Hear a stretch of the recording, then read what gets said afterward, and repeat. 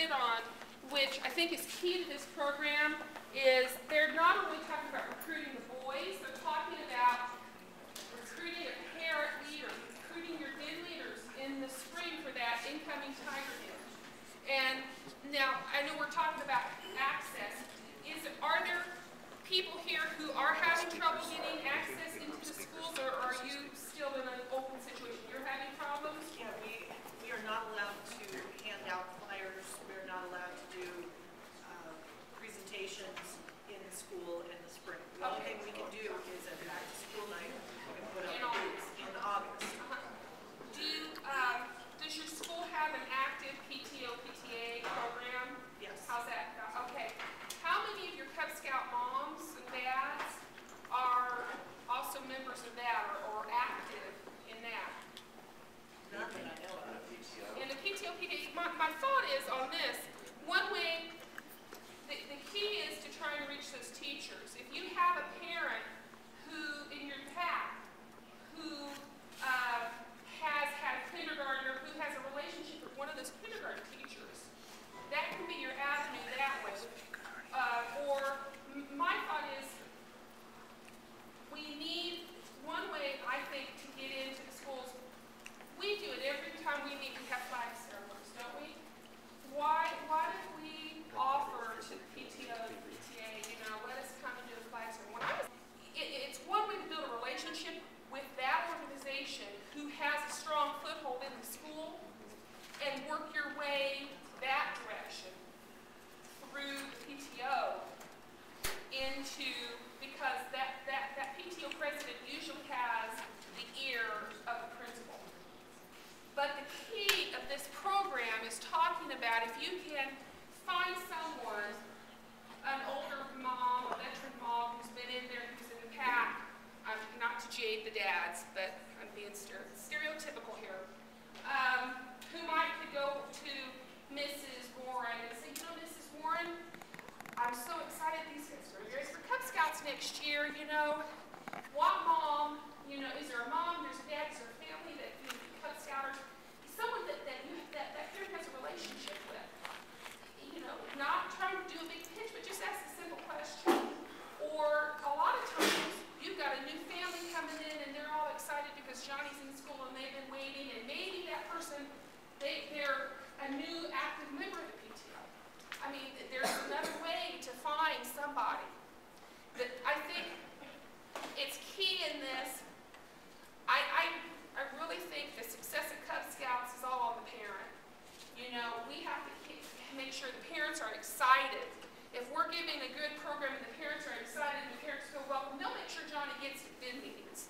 They'll make that a priority in their busy lives. Teacher. We actually had a grandparent in our pack who is a tutor at the school. So he went to the principal on our behalf and said, he said he had a good relationship. And then I noticed after that, the next year, it was so much easier to get our flyers home, to get them, to the right people. It's like 6 degrees of freedom or less. And because, between us and the principal, if you live in that area, you're going to know there's only going to be 2 or 3 people between you and the kindergarten teacher. And they know from meeting the parents, when the parents come to meet the teacher night, what parents may be a good possible den leader or not. And then you get a bug in their ear to give a flyer or the invite out to a fishing derby or a summertime or springtime event that you're packing. Left of your year, so you can have that. You have a few activities they can come to. You have a few pack meetings they can come to. You can have the leaders starting to be trained, so that by the time May's done, they're already a trained leader and everything, and they can start joining in on your annual planning meeting that you have for your pack and everything. So the big thing is getting them signed up for camp that summer. Just kind of reiterate what he said. A lot of these parents want to help. Nobody wants to be in charge of something they've never done, and they're afraid to do it. What's worked for us the last 2 years is finding 2 parents to be co-leaders, and neither one is actually in charge, but they're both helping each other. They're more than willing to help.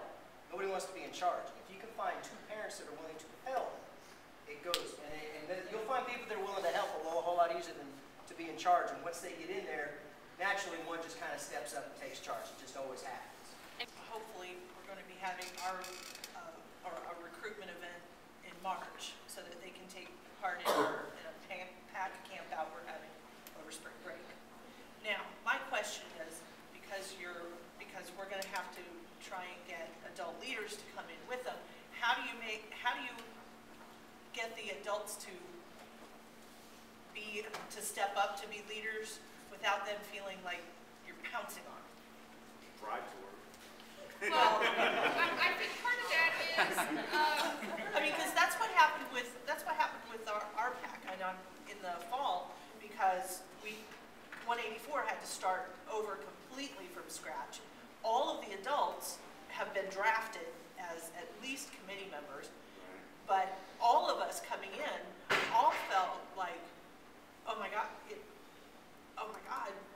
we're getting pounced on to step up. That's how I got to be committee chair.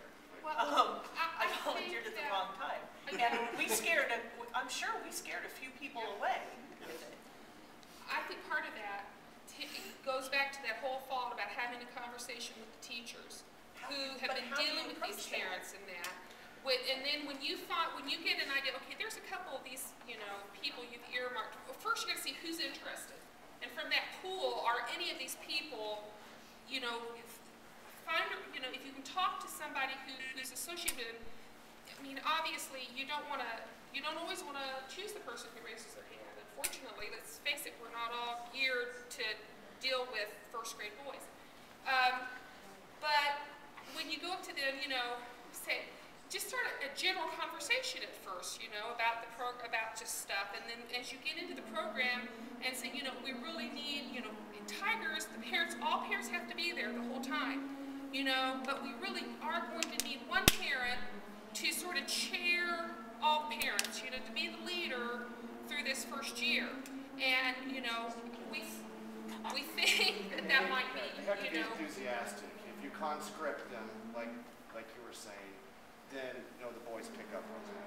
And we also offer, is there one of the other people who've been through it before who'd be willing to shadow those first couple of months, that new leader? And that worked for us very well. Yeah. You can also do the thing you were saying, finding out who to ask, or talk to the kindergarten teachers and find out who are the parents already involved in the class. Who comes to the class and helps out? Who comes and does who's the teacher assistant or the room leader and is always there for the parties? They're the ones that want to get involved. Sure. Okay, we got another job for you. They're the Come on easy over. yes, because it's unfortunate. Those who do and before you know it, they 10% recruit other people do 90% of the work. Yeah. You know that. It's not the people that aren't busy that you want. The busy people, what you have to do is you have to get them to a point where they realize that this is something that's worth their time. So the question I have for you is, why are you a Scout volunteer? Because likely the same things are going to be important to them that are to you.